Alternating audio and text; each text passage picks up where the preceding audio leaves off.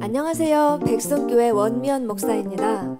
기적의 현장, 변화의 현장, 치료의 현장인 영혼의 샘 백송교회는 이 시대 너무나 필요한 영성과 지정의를 갖춘 예수님의 참된 제자들이 양성되는 곳이며 상처 입고 병든 영혼들이 날마다 치유되고 회복되는 곳입니다.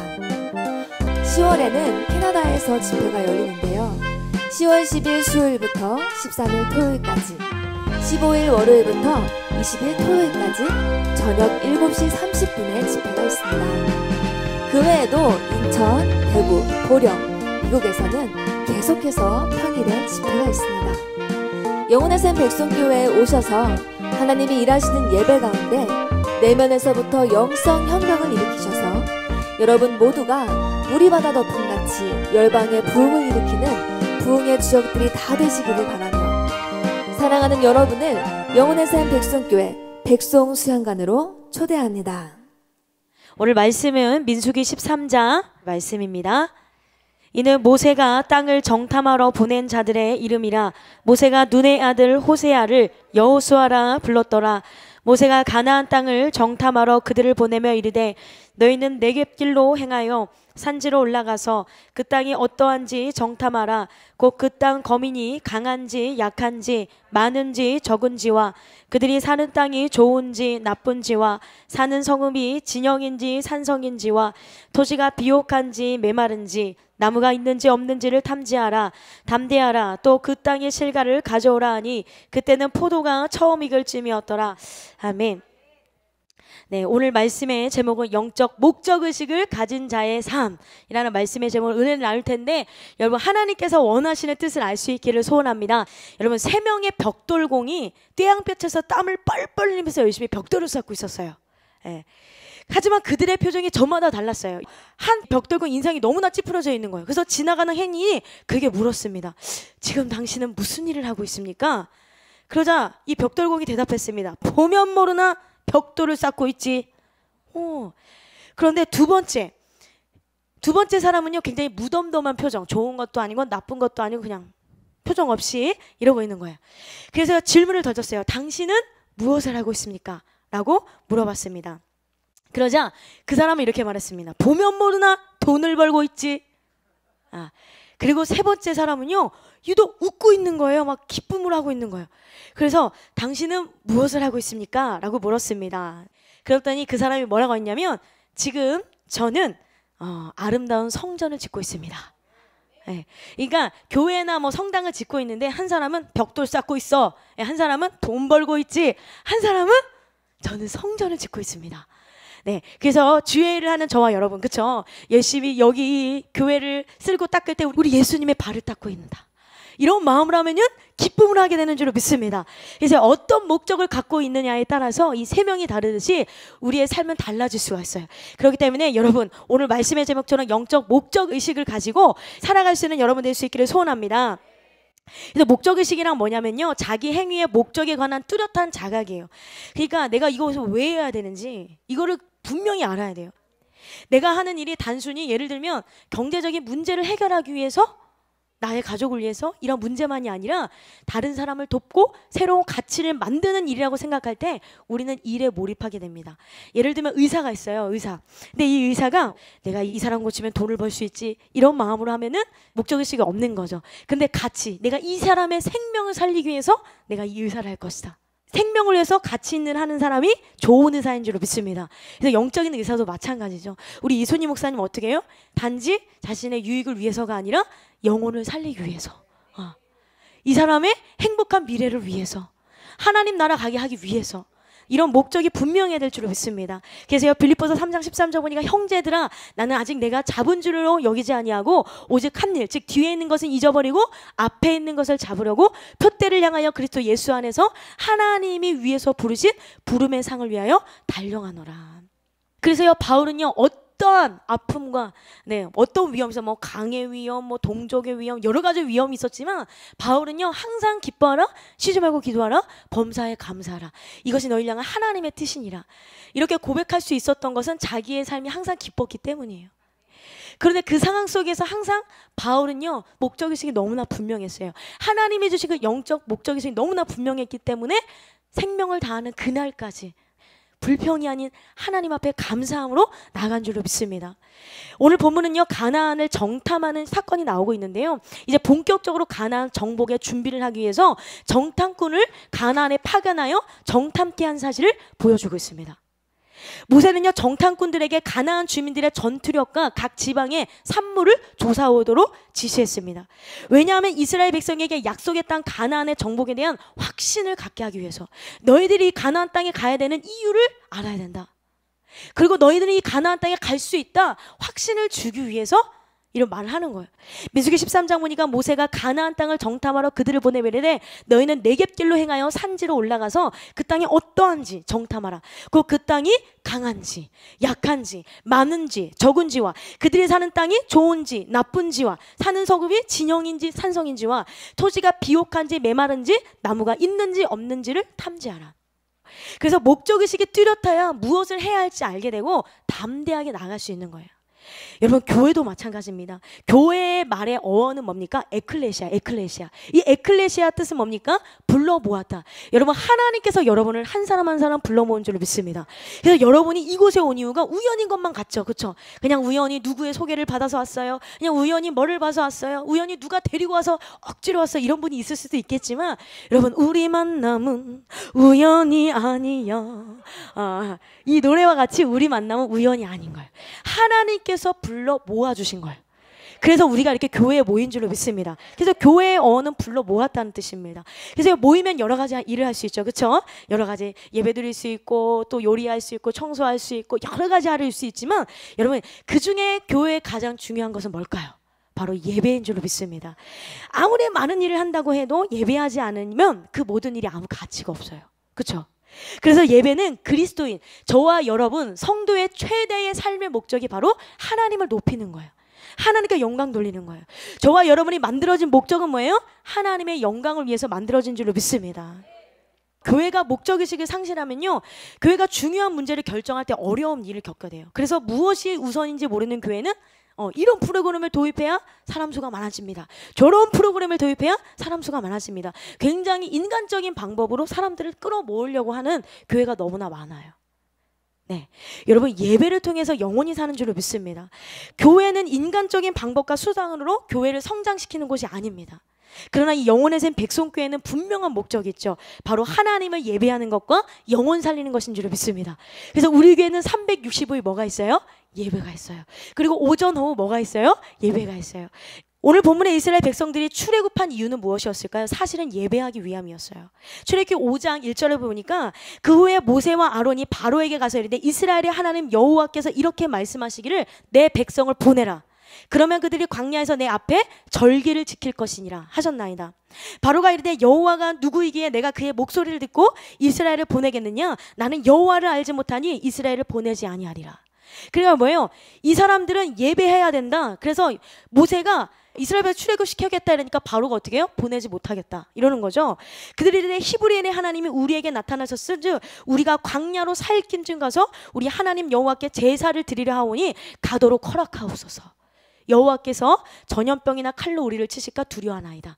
결국은 모세가 출애굽시킨 이유가 바로 이들을 예배하게 하기 위함에, 하나님을 높이게 하기 위해서 그 출애굽시킨 줄로 믿습니다. 그래서 여러분이 이곳에 나온 이유가 뭐예요? 죄로 노예가 됐고, 그렇죠? 또 상처로 노예가 됐고 과거의 노예가 됐고 여러 가지 노예가 된 여러분을 하나님께서 여러분의 영혼을 살리기 위해서 이곳까지 보내주신 거예요. 그래서 이사야 43장 21절 보니까 이 백성은 내가 나를 위하여 지었나니 나를 찬송하게 하려 함이라. 그러나 목적의식이 없는 성도는 인생에 대한 뚜렷한 목적이 없이 그저 하루하루를 허비하죠. 하나님께서 자기에게 맡겨주신 사명, 그렇죠? 그것이 무엇인지 모른 채 그냥 하루하루를 허비할 때가 너무나 많습니다. 네, 헛되도다. 그렇다면 성도의 영적인 목적이 무엇일까요? 물론 예배도 있지만요, 우리는요, 우리의 정말 성도, 거룩할 성이잖아요, 그렇죠? 성도의 목적은 이 땅에서 나는 죽고 예수로 살다가 예수님을 닮는 삶을 살다가 하나님 나라에서 영원히 사는 거, 이것이 최대의 영적인 목적이에요. 그래서 우리가 여기서 치유함을 받고 그렇죠? 여기서 능력을 받고 여기서 여러 가지 일었다고 해서 그것이 다가 아니라 우리가 정말 예수님을 닮아서 나는 죽고 예수로 살 때까지는 우리는 그 목적에 도달하는 삶이 아닌 줄로 믿습니다. 그런데 우리는요 너무나 많이 영적으로 교만해질 때가 너무나 많아요. 왜? 다른 사람들보다 더 많이 예배하고 다른 사람보다 더 많이 헌신하는 것 같고 다른 사람보다 영적으로 더 열린 것 같아서 나도 모르게 교만이 올라올 때가 있어요. 그렇기 때문에 여러분 벼는 익으면 익을수록 어떻게 한다 그러죠? 고개를 더 숙인다고 그랬어요. 여러분 우리가 영적인 깊은 세계 알면 알수록 예배를 더 드리면 드릴수록 우리의 마음은 더욱더 겸손해져서 예수님을 닮아져서 많은 영혼을 주님께로 인도할 수 있는 여러분 될 수 있기를 소원합니다. 네. 그래서 갈라디아서 2장 20절 보니까 내가 그리스도와 함께 십자가에 못 박혔나니 그런즉 이제는 내가 사는 것이 아니요 오직 내 안에 그리스도께서 사시는 것이라. 이제 내가 육체 가운데 사는 것은 나를 사랑하사 나를 위하여 자기 자신을 버리신 하나님의 아들을 믿는 믿음 안에서 사는 것이라. 그런데 이 목적의식이 없는 사람은 구약에 나오는 삼손의 모습과 다를 것이 없어요. 이 삼손은 태어날 때부터 나실인이었어요. 나실인. 그래서 이 사사가 되었지만 거룩한 나실인의 삶을 살아야 한다는 신앙의 목적의식이 없었어요. 그러니까 태어났는데 나실인이었던 거 태어났는데. 그러니까 이 삼손은요 점점점 어떻게 되는 거야? 그 목적의식을 상실했어요. 이스라엘 백성들을 블릿에서부터 구원해야 한다는 사명의식이 점점 사라지는 거예요. 그러니까 어떻게 되는 거예요? 점점 여자에 빠지게 되는, 들릴라라는 여자에 빠지게 되는 거죠. 점점 방종에 가까운 삶에 빠져들다가 블레셋 사람들에 의해서 두 눈이 뽑혀서 최후를 맞이하게 된다는 거죠. 여러분 그리스도인 가운데는요 이렇게 삼손과 같은 그리스도인이 너무나 많이 있습니다. 하나님의 자녀로서 이 세상에서 하나님께 영광을 돌리는 삶을 살도록 부름을 받았지만 그 사명을 잊어요.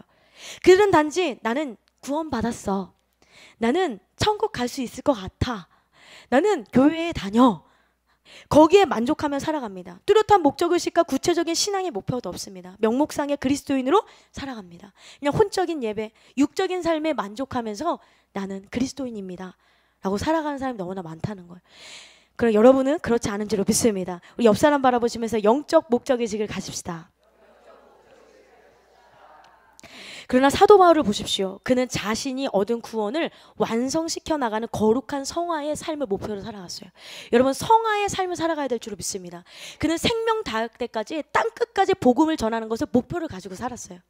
여러분 오해하는 분이 있어요. 그러면 내가 모든 걸 다 포기하고 주의를 해야 됩니까? 모든 걸 다 포기하고 내가 주의 종이 돼야 됩니까? 그것이 아니라는 거예요.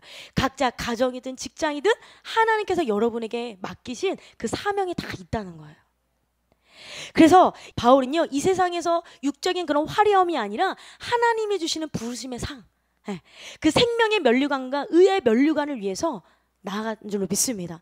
사도행전 20장 24절 보니까 내가 달려갈 길과 주 예수께 받은 사명 곧 하나님의 은혜의 복음을 증언하는 일을 마치려 하면은 나의 생명조차 조금도 귀한 것으로 여기지 아니하노라.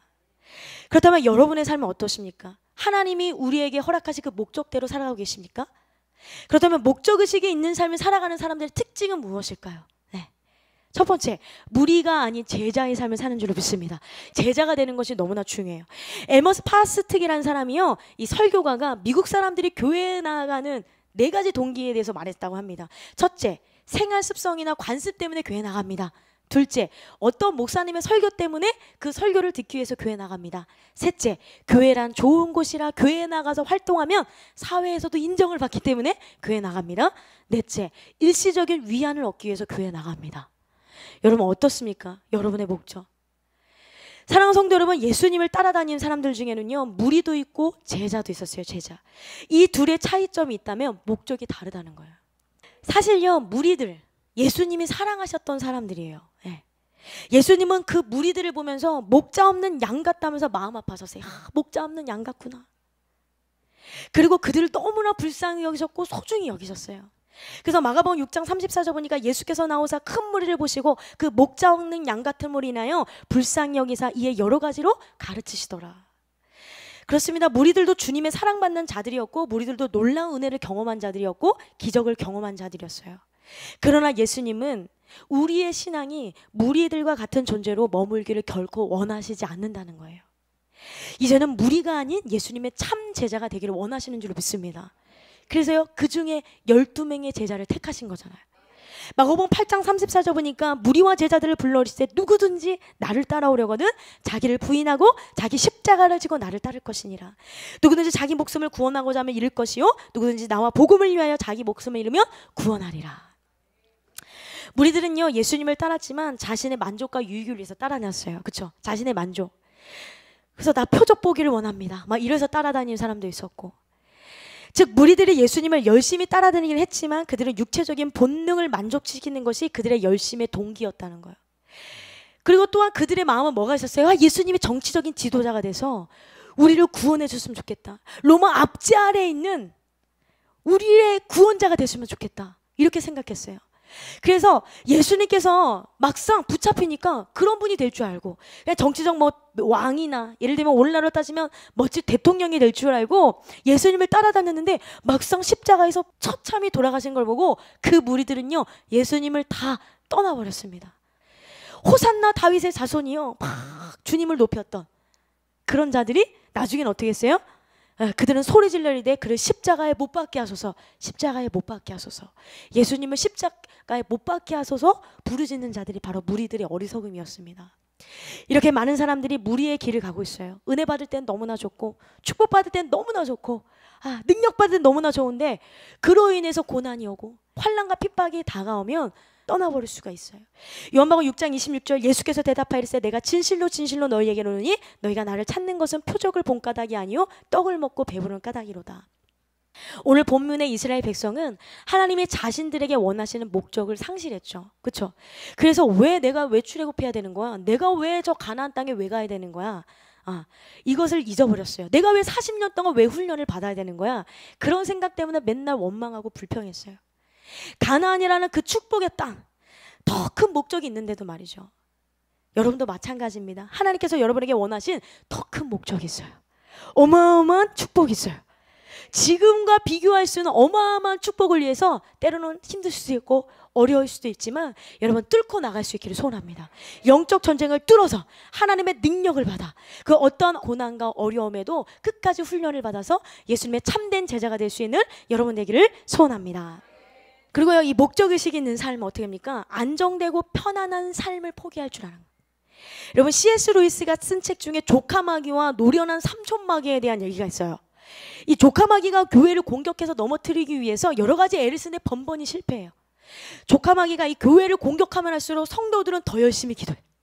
공격하면 할수록 성도들은 더 열심히 모여. 지금 우리처럼 더 열심히 하고 뭉쳐. 어려움을 막 극복하는 거야.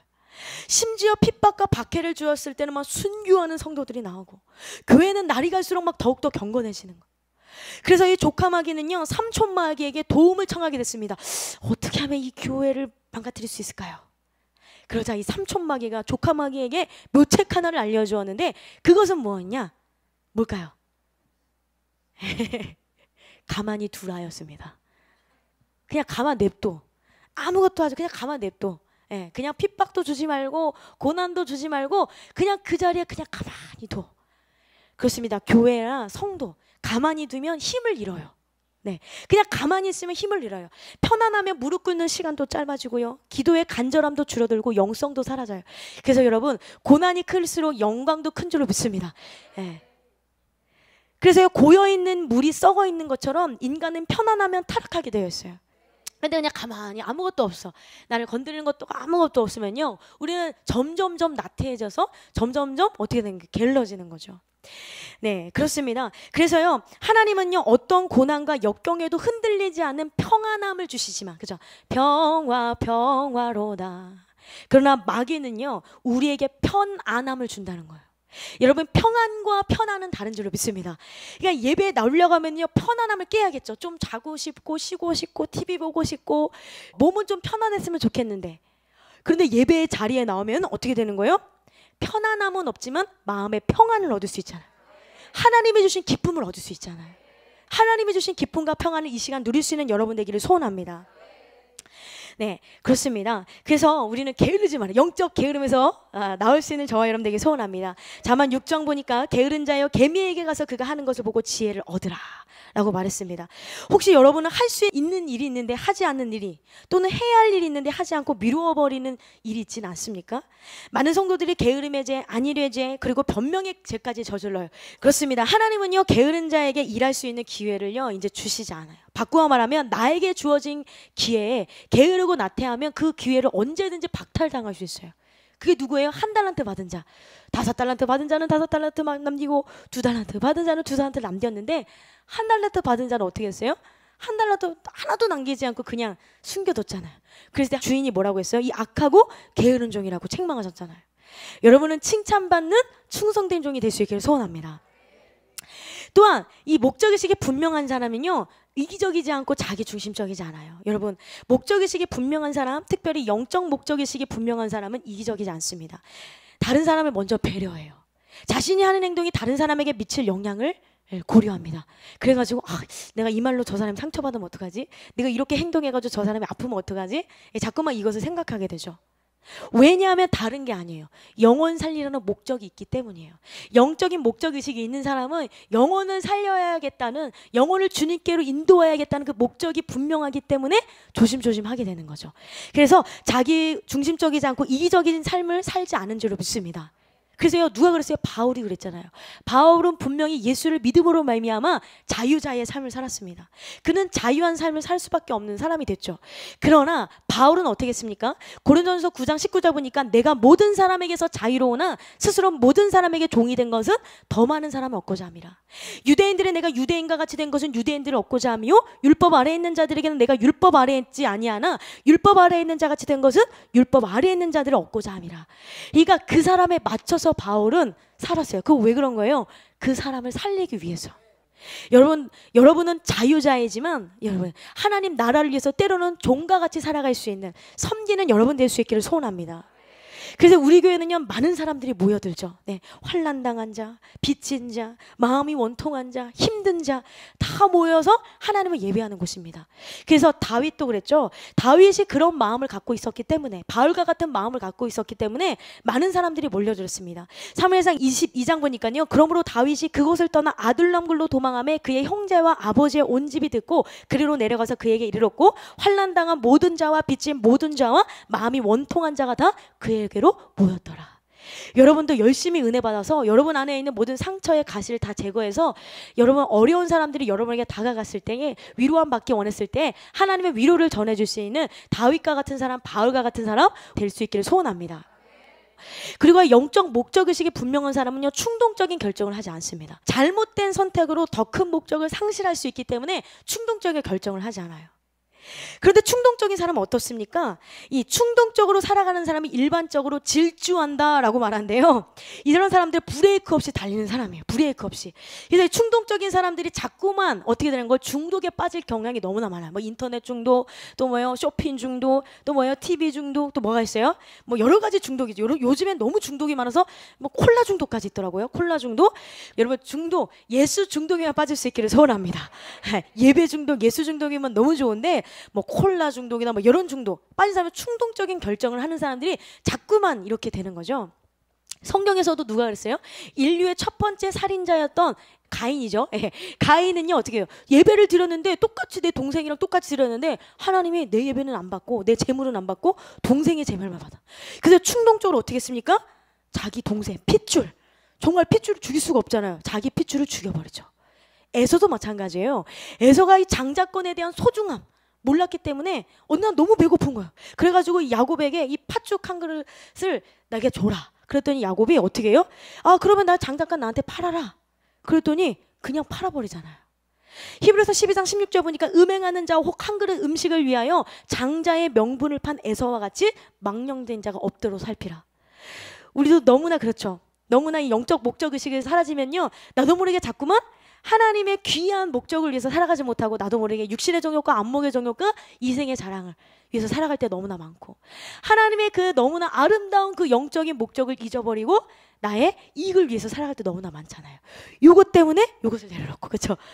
그렇기 때문에 여러분, 다시 한번 에서와 같은 자가 아니라, 여러분 하나님 앞에 야곱과 같이, 야곱이 좀 부족함이 많고, 그쵸? 좀 약사 빠르고, 좀 인간적으로도 그런 면이 있어도 야곱은 뭐가 중요한지 알았던 사람이, 여러분 무엇이 중요한지 아는 사람이 될 수 있기를 소원합니다. 예수님의 제자들 중에서도 충동적인 사람이 있었어요. 바로 수석 제자 베드로였죠. 예수님의 제자 베드로가 어땠어요? 예수님을 막 잡으러 막 군병들이 오니까 그 제사장의 병조를 어떻게 해요? 귀를 잘라버리잖아요. 아주 너무나 충동적으로. 혈기. 누가복음 22장 보니까 그의 주위의 사람들이 그 된 일을 보고 여짜오되 주여 우리가 칼로 치리이까 하고 그 중에 한 사람이 대제사장의 종을 쳐 그 오른쪽 귀를 떨어뜨린지라. 예수께서 일러 이르시되 이것까지 참으라 하시고 그 귀를 만져 낫게 하시더라.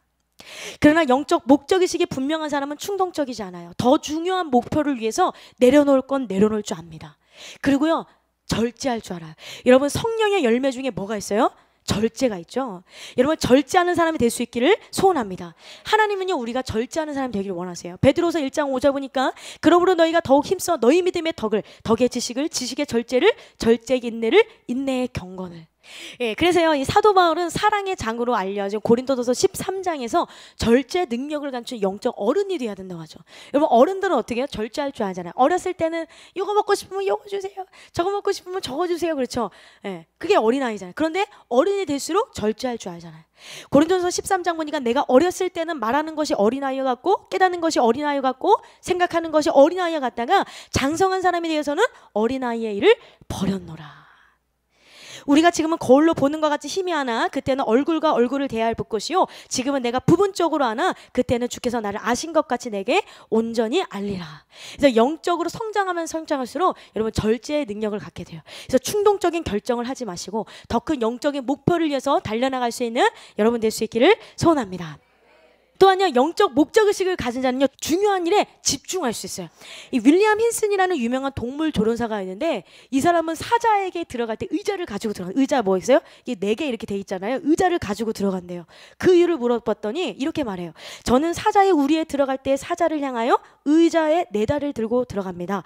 이유는 사자로 하여금 의자 4다리에 동시에 초점을 맞추려고 애쓰도록 하면서 일종의 무기력증에 사로잡히도록 하는 것이죠. 결국 집중력이 분산된 사자는 온순하고 유약하게 됩니다. 여러분 우리가 영적인 능력을 자꾸만 소멸하는 이유가 뭡니까? 하나님이 우리에게 원하시는 그 중요한 일에 집중하지 못하기 때문에, 여러분의 생각이 분산되기 때문에 여러 가지 근심, 집 걱정, 자녀 걱정, 남편 걱정, 여러 가지 근심, 걱정, 두려움으로 하나님의 말씀에 집중해야 되고 막 예배에 집중해야 되는데 그렇지 못하게 하는다. 분산되면요 우리는 점점 영적인 능력을 소멸해버려요. 여러분 영적인 능력을 받으면 우린 다른 사람을 살릴 수 있어요. 그렇기 때문에 여러분 영적 능력을 받으셔서 악의 세력을 제압할 수 있는 그 배후의 세력, 나를 이유 없이 미워하고 이유 없이 나를 시기하고 이유 없이 나를 핍박하는 그 사람을 영적으로 제압할 수 있기를 소원합니다. 근데 또 어떤 사람은 제압하라고 해서 힘으로 막 욕으로 제압하려고 하는 사람은 없는 줄로 믿습니다. 여기서 또 분별을 또 하셔야 돼요. 항상 말씀을 드릴 때 분별할 수 있기를 소원합니다. 네, 그래서 중요한 일에 집중할 수 있다는 거예요. 여러분의 생각은 혹시 분산되어 있습니까? 집중력은 힘을 발휘하죠. 빛을 렌즈에 한 초점으로 모으면 종이를 태워요. 또한 그 빛을 더 높은 차원에서 집중시키면 레이저 빔처럼 철판도 자를 수 있는 엄청난 힘을 발휘하는 거예요. 이 성도가 레이저 빔과 같이 같은 목표에 초점을 맞출수록 우리는 악의 세력을 물리칠 수 있는 엄청난 힘을 발휘하게 되는 거예요. 그래서 우리는 마음을 다하는 게 너무나 중요해요. 하나님께서 우리에게 원하시는 건 뭐예요? 신명기 6장 5절 보니까 너는 마음을 다하고 뜻을 다하고 힘을 다하여 너의 하나님을 사랑하라. 마음을 다할 수 있는 저와 여러분 되기를 소원합니다. 그렇습니다. 우리가 분명한 목표가 있을 때 모든 노력을 한 곳으로 집중할 수 있습니다. 그러나 오늘날 사람들은요 중요한 일에 전념하지 못하고 중요하지 않은 일들에 전념하여 힘을 잃고 있다는 점이죠. 여러분 중요한 일을 중요하게 생각하고 행동하시는 것이 필요한데 너무나 많은 일을 하려고 한다는, 너무나 많은 일. 여러분 너무나 많은 일을 하기 이전에 하나님께서 원하시는 일을 할 수 있기를 소원합니다. 이 시간 나 주님의 기쁨 되기 원하네. 이 시간 찬양하면서 여러분 간절한 마음으로 하나님 주님 되게 원하시는 게 무엇입니까? 거기에 집중할 수 있게 인도하여 주시옵소서. 이 시간 나 주님의 기쁨 되기 원하네 찬양하겠습니다. 나 주님의 기쁨 되기 원하네. 내 마음을 새롭게 하소서. 새 부대가 되게 하여 주소서. 주사 주님의 빛 비추게 하소서. 내가 원하는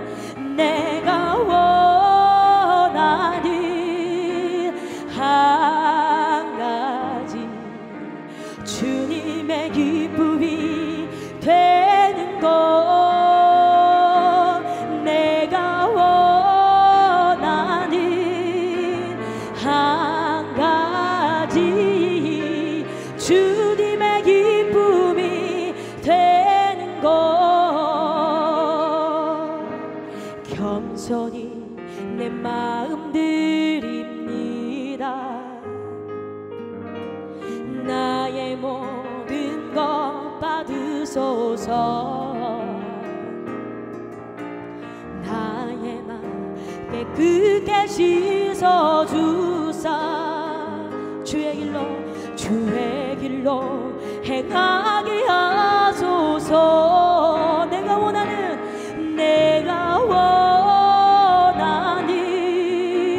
한 가지 주님의 기쁨이 되는 것.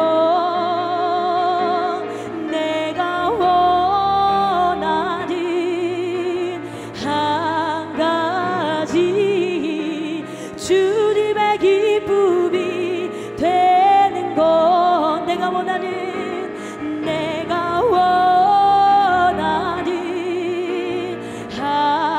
주님의 영성을 담는 것. 주님의 영성을 담는 것. 내가 원하는 한 가지 주님의 영성을 담는. 내가 원하는 한 가지. 내가 원하는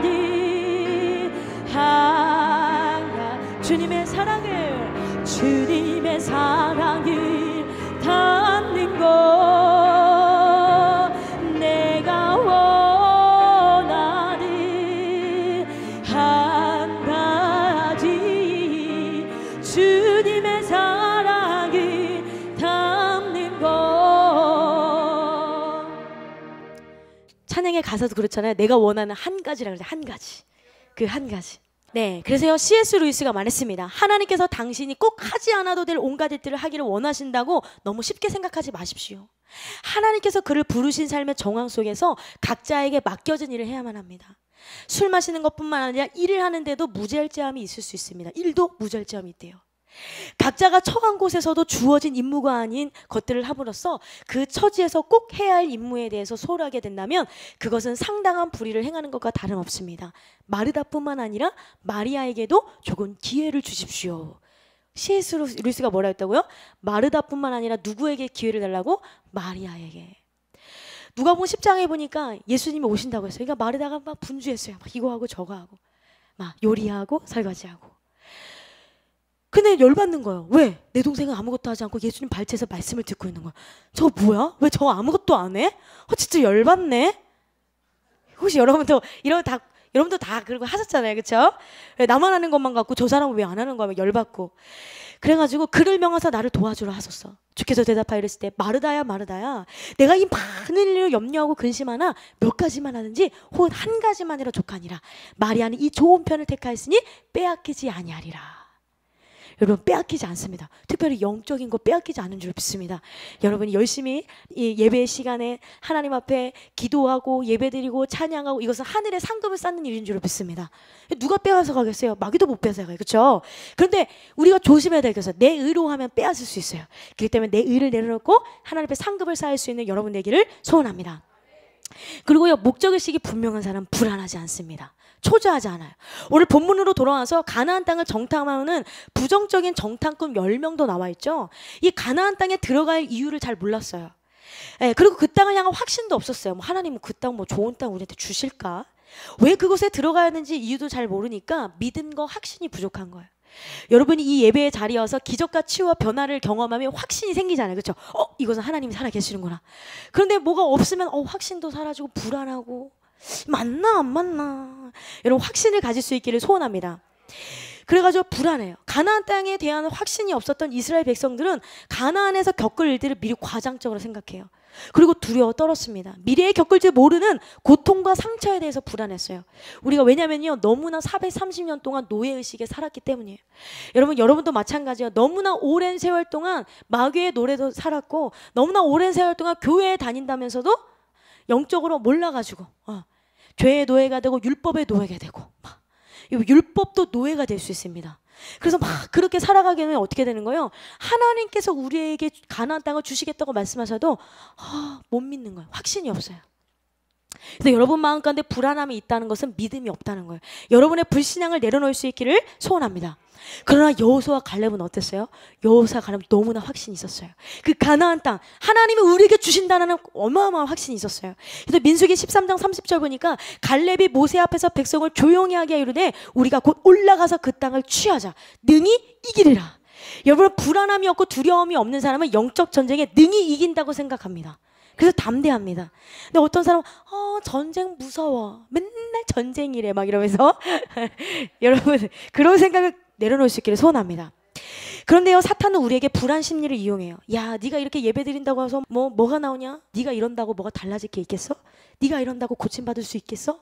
자꾸만 세상의 일들이 보이고 삶의 염려를 일으켜서 하나님을 바라보지 못하게 만들어요. 여러분, 물 위를 걸었던 베드로를 기억하시죠? 예수님께서 오라 하시니까요, 물 위를 걸어요. 그렇죠? 그런데 뭐예요? 바람을 보고 갑자기 무서워해요. 우리도 현실을 보면은요, 무서울 수밖에 없어요. 그렇죠? 환경을 바라보면은요, 두려울 수밖에 없어요. 그래서 여러분, 환경을 바라볼 것이 아니라 하나님께서 여러분에게 주신 그 영적 목적의식을 다시 한번 발견할 수 있기를 소원합니다. 네, 그렇지 못하면요, 현실 바라보면 자꾸만 무너지는 거예요. 그렇습니다. 목적의식이 뚜렷하지 않고 하나님의 말씀에 대한 확신이 없던 사람들은 늘 불안해요. 그래서 불안하고 초조한 사람들의 특징은 뭐냐? 행복에 대한 부정적인 생각을 갖고 있어요. 어떤 사람은 맨날 이제 고난이 너무나 깊었던 분들은 조금만 행복하면 이상하다? 왜 이렇게 행복해? 이거 아닌 것 같아. 또 좀 불안해야 될 것 같고, 뭔가 고난이 막 와야 될 것 같고, 하나님이 우리에게 주신 것은 두려워하는 마음이 아니요, 오직 능력과 사랑과 절제하는 마음이라고. 물론 고난이 있을 수 있지만 하나님이 때로는 우리에게 기쁨도 주시고 축복도 주시고 능력도 주시고 항상 기뻐하라는 것이 하나님의 뜻입니다. 사실 마음이 불안한 사람들은 어릴 때부터 좋은 상태, 좋은 말, 좋은 관계를 경험하지 못했기 때문에 현실이 너무 좋아도 이 행복은 내 것이 아니라 일시적인 것이다, 저 사람 것이다, 이렇게 잘못되게 생각합니다. 사실 오늘 본문의 이스라엘 백성들은 광야 생활 가운데 언제 무슨 일이 일어날지 모르는 조마조마한 삶을 살았죠. 광야에서. 그렇죠? 여러 가지 닥쳐오는 문제들로 인하여 두려운 마음도 있었을 거예요. 물론 하나님께서 불기둥과 구름기둥을 인도하시고 만나와 메추라기를 인도하시지만 그 광야 가운데 여러 가지 일들을 겪었잖아요. 그래서 그들은 너무 좋은 가나안 땅을 눈앞에 두고도 자신의 것이 아니라고 아마 생각했을 거예요. 행복은 자신의 것이 아니라고 생각했습니다. 축복된 삶이 눈앞에 있는데 벌써 가지도 않고 먼저 포기해. 먼저 그 축복을 겪어보지도 못하고 그 영적인 그 행복을 겪어보지도 못하고 에이 아닐 거야 미리 포기하는 사람들. 여러분, 미리 포기하지 않을 수 있기를 소원합니다. 그래서 이 가나안 땅에 대해서 실패의 가능성만 생각하는 거예요. 왜? 실패하면 어떡하나. 그래서 민수기 13장 보니까 모세에게 이렇게 말했어요. 10명의 정탐꾼들이 이르되 우리를 보낸 땅에 간즉 과연 그 땅에 젖과 꿀이 흐릅니다. 네, 그건 인정합니다. 이것은 그 땅의 과일이니이다. 그러나 그 땅 거주민은 강하고 서급은 견고하여 심히 클 뿐만 아니라 거기서 안악저선을 보았으며 아말렉인은 남방 땅에 거주하고 헷인과 여부스인과 아모리인은 산지에 거주하고 가나안인은 해변과 요단가에 거주하나이다. 그러니까 미리 포기해버리는 거예요. 너무나 힘들게 살았기 때문에. 그래서 그들은 너무나 자주 원망했던 거죠. 그 땅 모든 백성은 신장이 장대한 자들이며 거기서 네피린 후손인 아낙 자손의 거인들을 보았나니 우리는 스스로 보기에도 메뚜기 같으니 그들이 보기에도 그와 같았을 것이라. 여러분, 하나님께서 여러분에게 축복을 약속하셨다면 그 축복은 여러분의 것입니다. 아직 오지 않았을 뿐이고 아직 때가 되지 않았을 뿐이에요. 그렇죠? 아직 때가 차지 않았기 때문에 오지 않았을 뿐이지 하나님께서 여러분에게 약속하셨다면 그 약속은 이루어져요. 그 약속의 땅 가나안 땅은 바로 우리의 것인 줄로 믿습니다. 믿음으로 나아갈 수 있는 여러분 되기를 소원합니다. 그래서 불안의식이 있는 사람, 불안한 사람은 행복에 대한 부정적인 생각을 갖고 있죠. 또한 불안한 사람은 어떻습니까? 현실에 또 안주합니다. 여러분, 무사 아니라는 말을 아시죠? 현재의 편안함에 머물러서 변화나 발전을 원하지 않는 상태, 성장하지 않으려고 하는 상태. 그래서 이스라엘 사람들이 현실을 안주하고 싶었어요. 이런 사람들은요, 자신의 한계에 빠져서 안 되는 이유만을 찾아요. 내가 안 되는 이유, 첫 번째, 두 번째, 세 번째, 네 번째, 다섯 번째 이러면서요, 안 되는 이유 첫 번째부터 100까지 만들어낼 수도 있어요. 이것이 바로 인간의 잘못된 능력이에요. 여러분, 그렇기 때문에 우리는요, 현실에 안주하지 않는 여러분 될 수 있기를 소원합니다. 출애굽기 16장 3절 보니까 그들이 잘하는 말이 있어요. 죽었더라면 좋았을 것을. 거기서 죽었더라면 좋았을 것을. 여러분, 죽음이라는 말은 누가 좋아할까요? 네, 사탄이가 좋아하겠죠? 이 사탄, 그들은 늘 이렇게 죽었으면 좋았을 것이라고 말합니다. 죽음은 죄의 삭시며 하나님이 원하시는 언어는 뭐예요? 소망입니다. 하나님의 원하시는 언어는 영생입니다. 영원한 생명이에요. 이렇게 영적으로 죽어있는 사람은요, 영적인 죽음에 머물러 살아요. 더 이상 성장하려고도 하지 않고 변화하려고도 하지 않고 하나님 앞에 나아가지를 않고 그냥 이곳이 좋사오니 이렇게 돼버리는 거예요. 육신의 편안함에 빠져서 하나님 나라를 향하는 영적인 성장을 멈춰버립니다. 그러나 히브리서 5장에서 말합니다. 때가 오래되었으므로 너희가 마땅히 선생이 되었을 터인데 너희가 다시 하나님의 말씀에 초보에 대하여 누구에게서 가르침을 받아야 할 처지이니 단단한 음식은 못 먹고 젖이나 먹어야 할 자가 되었도다. 이는 젖을 먹은 자마다 어린아이니 의의 말씀을 경험하지 못한 자요. 단단한 음식은 장성한 자의 것이니 그들은 지각을 사용함으로 연단을 받아 선악을 분별하는 자들이니라. 그래, 믿음의 조상 아브라함도 안주하려고 했던 적이 있었어요. 그는 하나님께서 분명히 자녀를 주시겠다고 약속했는데도 하나님이 주신 자녀가 아닌 자신의 방법으로 얻은 엘리에서를 상속자로 삼으려고 했어요. 그래서 창세기 15장 보니까 어떻게 됩니까? 아브라함이 이르되 주여와여 무엇을 내게 주실하나이까? 나는 자식이 없사오니 나의 상속자는 이 다메섹 사람 엘리에셀이니라. 여러분, 안주하지 마세요. 여러분, 기적을 바라십시오. 지금 눈에 보이지 않아도요, 기적을 소망하십시오. 아브라함이 또 이르되 주께서 내게 씨를 주지 아니하셨으니 내 집에서 길린 자가 내 상속자가 될 것이니이다. 그냥 미리 포기하는 거예요. 그냥 엘리에셀로 내가 족합니다. 예, 영적 목적의식이 없죠. 여호와의 말씀이 그에게 임하여 이르시되 그 사람이 내 상속자가 아니라 내 몸에서 날 자가 내 상속자가 되리라. 여러분, 아브라함도 이렇게 실수할 때가 있었어요. 그렇기 때문에 여러분 끝까지 믿는 여러분 되기를 소원합니다. 네, 그렇습니다. 이렇게 영적 목적의식이 없는 자는 불안한데, 불안한 사람은 행복에 대해서 부정적이고 자주 원망하고 또 현실에 안주하려고 합니다. 그래서 약속의 말씀을 믿지 못하고 자신의 방법으로 살아가죠. 그리고 현실에 안주합니다. 그렇기 때문에 여러분, 그 모든 것을 내려놓고 불안한 마음을 내려놓고 여러분 적극적인 신앙생활을 할 수 있기를 소원합니다. 우리 옆 사람 바라보시면서 적극적인 삶을 살아갑시다. 네, 끊임없이 우리는 자라나야 돼요. 씨가 자라나듯이 끊임없이 자라나야 돼요. 하나님께서 지금 말씀의 씨를 뿌리고 있어요. 그렇죠? 하나님께서 저를 통해서, 우리 이순희 목사님을 통해서, 우리 목사님들, 전도사님 통해서 말씀의 씨를 뿌렸어요. 그러나 거기서는 머물지 말아야 돼요. 여러분, 점점점 자라나셔야 돼요. 그래야 열매가 맺어지죠. 근데 자라지도 않았는데 나는 왜 열매가 없는 거야? 저 사람은 저렇게 열매 맺는 삶을 사는데 나는 왜 이렇게 열매 없는 삶을 살아가는 거야? 네, 원망할 필요가 없어요. 과정이 없는데 열매는 있을 수가 없어요. 여러분, 그 과정을 겪어야 될 줄로 믿습니다. 과정이 힘들고 어려워도 그 자라나는 것이 고통스럽다고 할지라도 여러분, 이 훈련의 단계를 잘 넘어가서 그 과정에 잘 넘어가서 하나님의 기쁨 될 수 있는 여러분 되기를 소원합니다.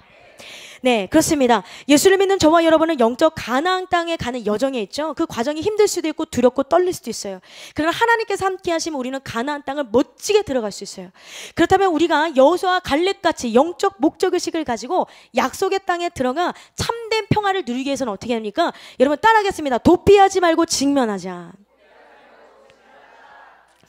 여러분, 어떤 목사님이 그렇게 말씀하셨잖아요. 어떤 성도님이 정말 너무 꼴보기 싫어요. 너무 말을 안 듣고. 그래가지고 하나님, 저 가정이 이사가게 해주세요. 하나님, 저 가정이 이사가게 해주세요. 그래서 대구 사투리가 나와요. 갑자기 이사가게 막 그랬더니 어느 날 갑자기 짜잔, 진짜 이사를 가신 거예요. 그래서 목사님, 제가 이사를 가서 다른 교회로 가겠습니다. 가신 거예요. 그래서 하나님, 제 기도를 들어주셨군요. 막 감사했어요. 그런데 더 심한 가정이 왔다라는, 네, 더 심각한 가정이 왔다. 그래서 그 목사님 그렇게 기도했대요. 갔던 사람 다시 불러줘 있어. 다시. 그래서 도피하지 않고 직면하는 지혜로운 자가 돼야 되는데, 많은 사람들이 두려운 문제에 닥쳤을 때 직면해서 극복하기보다는 손쉬운 도피를 선택해요. 그 목적에 도달하기보다는 그냥 도망가자. 네. 10명의 정탐꾼이 그랬죠. 그들은 가나안 땅의 거민이 너무나 두려웠어요. 그래서 그들을 싸워서 이기기보다는 그냥 이대로 사는 것이 좋다. 뭐하러 전쟁하냐. 가나안 족속 얼마나 세냐. 그들과 전쟁하려면 어마어마한 막 희생이 있어야 되고 어마어마한 아픔이 있어야 되는데, 굳이 꼭 전쟁을 하면서까지 그 땅을 가야 되는지 이들은요 도무지 이해가 안 되는 거예요. 그러니까 어떻게 해요? 그냥 광야를 그냥 도피하고 그냥 이대로 사는 것이 좋았습니다. 차라리 광야에서 살다가 죽는 편을 택한 것입니다. 결국 그들은 가나안 땅에 들어가지 못하고 어떻게 됐습니까? 1세대들은 다 어떻게 됐어요? 광야에서 죽어버렸어요. 나오미와 엘리멜렉의 가정에 또한 그랬습니다. 사사시대를 살았던 엘리멜렉, 그쵸? 고향인 유대 땅에 베들레헴에 뭐가 들어서 흉년이 들었어요. 이 흉년이 들자 이 나오미와 두 아들을 데리고 어떻게 됩니까? 이방 땅인 모압으로 갔어요. 룻기 1장에 보니까 사사들이 치리하던 땅에 그 땅에 흉년이 드니라. 유다 베들레헴의 한 사람이 그의 아내와 두 아들을 데리고 모압 지방에 가서 거류하였는데, 그 사람의 이름은 엘리멜렉이요 그의 아내의 이름은 나오미요 그의 두 아들의 이름은 말론과 기론이니 유다 베들레헴 에브라 사람들이라. 그들이 모압 지방에 들어가서 거기 살았다. 그러니까 흉년이 드니까 그 환경을 피해서 가버린 거예요. 여러분, 여러분의 마음에, 여러분의 가정에, 또한 여러분의 상황에 흉년이 들었을 때 여러분 무조건 피하기 이전에 하나님 앞에 먼저 나갈 수 있기를 소원합니다. 만약에 하나님 앞에 기도해서 하나님 내가 흉년이 드는데 어떻게 하면 좋았을까요? 그럼 하나님이 야 이렇게 해봐라 저렇게 해봐라 분명히 하나님께서 방법을 가르쳐 주셨을 거예요. 그런데 이 나오미와 이 가족들 어떻게 하면 엘리멜렉 가정은요 무조건 하나님께 무슨 물어봐 그냥 피해버려. 예. 여러분 기도하는 저와 여러분 되길 소원합니다. 왜 돌을 치우려는 소년이 있었어요? 치우는 거? 네. 소년은 얼굴이 상기되고 땀으로 흠뻑 젖도록 돌을 움직이려 했어요. 영차 돌을 움직여. 아니 이거 움직이면 안 되는데 못 움직였어요. 막 영차 했는데 막 아무리 해도 막 안 움직이는 거예요. 그래서 이 광경을 보았던 소년의 아버지가 야 너 지금 최선을 다한 거 맞니? 물었습니다. 아 물론이죠 아버지. 땀 안 보여요. 막 땀이 지금 줄줄 막 흘리고 있고 막 얼마나 힘든데요 아버지. 그런 말씀하지 마세요. 네. 근데 아버지가 그랬어요. 야 너는 아직도 최선을 다하지 않는 것이나 다름없어. 왜냐하면 이 아비는 그 돌을 움직일 수 있는 힘이 있는데도 불구하고 너는 나한테 도와달라는 말을 안 했거든. 여러분, 저와 여러분의 모습 그렇지 않습니까? 분명히 하나님이 도와줄 수 있는데 하나님 앞에 도와달라는 말 안 하고 그냥 이 큰 돌, 이 문제의 돌을 가지고 그냥 나 혼자만 끙끙 내 힘으로, 내 방법으로, 내 인간적인 생각으로, 내 계산으로 막 끙끙 대다가 결국엔 실패하고 또 하나님 원망하고 불평하잖아요. 시편 50편 15절 보니까 환난 날에 나를 부르라 내가 너를 건지리니 내가 나를 영화롭게 하리로다. 네, 요한복음 15장 5절 보니까 나는 포도나무요 너희는 가지라. 그가 내 안에 내가 그 안에 거하면 사람이 열매를 많이 맺나니 나를 떠나서는 너희가 아무것도 할 수 없음이라. 하나님을 떠나서 우리 아무것도 할 수 없어요. 그래서 우리는 무조건 도피하기 이전에 하나님 앞으로 나아가셔야 돼요. 기도로서 직면하셔야 돼요. 하나님 안에 거하셔야 돼요. 그렇습니다. 소년이 행한 최선 중에 빠져있던 것은 바로 힘센 아버지를 의지하는 것이었죠. 우리 역시 주님을 의지하는 것이 최선의 가장 중요한 부분입니다. 그런데 그렇게 도피한다는 거예요. 도피는 결코 해결책이 아닙니다. 상황을 바꾸는 것이 내일을 보장해주지 않아요. 그래서 조급함을 내려놓고 우리는 하나님 앞에 나아가서 여러분 직면할 수 있는 여러분 되기를 소원합니다. 네, 또한 여러분 비본질적인 것에 집중하지 마시고 뭐 하셔야 돼요. 목적의식이 다다르기 위해서는 여러분 한 청년이 문자가 왔어요. 목사님 저 방금 어떤 깨달음을 얻었어요. 목사님이 보시기에는 굉장히 초보적인 신앙일 수 있지만 저한테는 정말 큰 깨달음이었어요. 이때까지 제가 진로 문제나 배우자 문제나 A일까 B일까 무엇이 하나님의 뜻일까 고민했는데요. 사실 그런 문제는 가장 선하신 길로 인도하시는 하나님께 온전히 맡기고 신뢰해야 할 문제고 제가 추구해야 할 것은 모든 하나님의 인도하신 가운데 본질적인 하나님의 뜻을 구해야 한다는 것이었어요. 그러니까 뭐 배우자가 저 남자가 내 남자일까 뭐 이런 게 중요한 게 아니라는 거죠. 그래서 뭐라고 하냐? 예수님을 닮아가는 건 성령의 열매가 있는 거룩한 삶을 살아가는 것이 본질적인 하나님의 뜻인데, 제가 하나님이 알아서 다 채워주신다는 비본질적인 것에 너무 집착하지 않았나 생각이 들었어요. 그러니까 하나님이 내게 채워주실 것이라는, 하나님이 내게 좋은 배우자를 허락하시고 내게 좋은 길을 인도하시고 내게 좋은 진로를 인도하실 거라는 그 믿음을 갖지 못하니까 자꾸만 비본질적인 것에 자꾸만 집중하게 되고, 정말 본질적인 예수님을 닮아가고 성령의 열매를 맺어가고 하나님을 찬양하고, 요것에 대해서는 내가 몰랐다는 거예요. 그런데 우리 이순희 목사님의 말씀을 통해서, 예배를 통해서 정말 본질적인 것을 깨달았다는 거예요. 여러분, 비본질적인 것에 집중하지 않을 수 있기를 소원합니다. 많은 사람들이요, 실패하면 어쩌나 하는 두려움 때문에 아무것도 하지 못해요. 이런 사람들은 왜 그런 거예요? 성공하는가 실패하는가, 여기에만 너무 집중하는 거예요. 실패할까 봐 아무 시도도 하지 않습니다. 그래서 여러분은 실패할까 성공할까 요것이 중요한 것이 아니에요. 뭐가 중요한 거예요? 하나님이 나와 함께 하시는가, 하나님 나와 함께 하시지 않는가, 하나님이 기뻐하시는 건가, 하나님이 기뻐하시지 않는 건가, 이것이 너무나 중요합니다. 하나님이 나와 함께 하시는가를 먼저 생각하십시오. 미국의 재벌 로버트 투어니는 말했습니다. 하나님은 나의 동반자이다. 당신이 어떻게 감히 두려워할 수 있겠는가? 뭐라고요? 하나님은 동반자인데 감히 우리가 두려워할 수 있겠는가? 라고 말해요. 여러분, 여호수아 1장 9절에서 말합니다. 내가 내게 명령한 것이 아니냐? 강하고 담대하라. 두려워하지 말며 놀라지 말라. 내가 어디로 가든지 내 하나님 여호와가 너와 함께 하느니라. 할렐루야. 잠언 3장 6절, 너는 범사의 그를 인정하라. 그리하면 내 길을 지도하시리라. 성공하느냐 실패하는가, 이것이 중요한 것이 아닌 하나님이 나와 함께 하시는가 하시지 않는 거에 더 집중하며, 여러분 하나님께서 주신 영적 목적의식을 가지고 여러분 살아갈 수 있는 여러분 되기를 소원합니다. 결론적으로 오늘 우리는 영적 목적의식을 가진 자의 삶이라는 말씀의 제목으로 은혜를 나누었는데요. 오늘 본문은 가나안을 정탐하는 사건이 나오죠. 본문은 본격적으로 가나안 정복의 준비를 기간으로 정탐꾼을 가나안에 파견하여 정탐케 해요. 왜? 이스라엘 백성이 왜 들어가야 되는지 알려주기 위해서, 그리고 이 가나안 땅은 너희 것이다 라는 확신을 주게 하기 위해서 하나님께서는요, 모세를 통해 일부러 미리 알아보는 거예요. 정탐하는 거죠. 즉 이스라엘 백성에게 목적의식을 갖게 하는 이었습니다. 그렇다면 여러분에게도 뭐가 필요해요? 영적 목적의식이 있어야 돼요. 네. 그러면 영적 목적의식이 있는 삶을 사는 사람들 특징은 무엇입니까? 무리가 아닌 제자로 살아가요. 우리는 제자로 살아가야 될 줄 믿습니다. 또 어떻게 합니까? 안정되고 편안한 삶을 포기하고, 좀 힘들고 어렵더라도 평안한 삶을 선택하는 사람. 여러분, 편안함이 아닌 평안함을 선택할 수 있기를 소원합니다. 그리고요, 이기적이지 않고 자기중심적이지 않아요. 영혼 살리려는 영적 목적의식이 분명한 사람은 자유한 몸인데도 불구하고 남들의 종이 될 수 있는 사람, 섬길 수 있는 사람, 이게 바로 영적인 목적의식을 가진 사람입니다. 또한 영적 목적의식을 가진 사람은 더 큰 목적을 위해서 충동적인 결정을 하지 않아요. 그렇죠? 더 큰 영적인 목적에서 예수님을 닮아가는 삶 위해서 때로는 좀 작은 것들은 내려놓을 수 있고, 우선순위를 바로 할 줄 아는 여러분 되기를 소원합니다.